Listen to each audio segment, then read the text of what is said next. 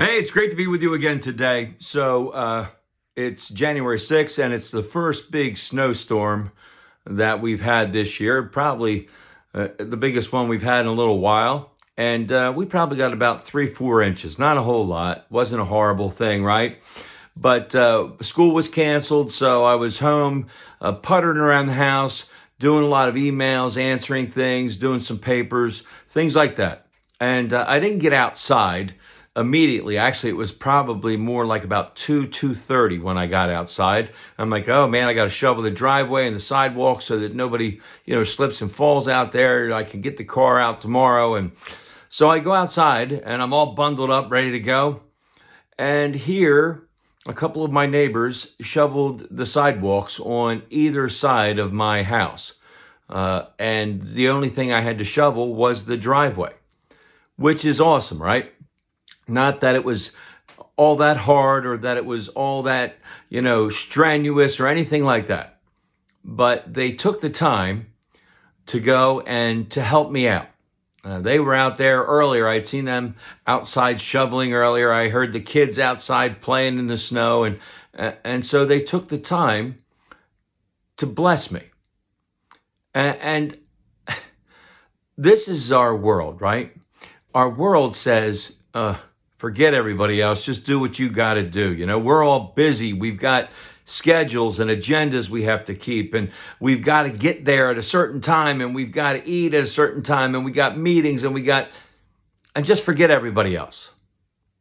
But these people took the time to bless me and my wife. Isn't that what Jesus says? Aren't we supposed to extend ourselves to those who are in need?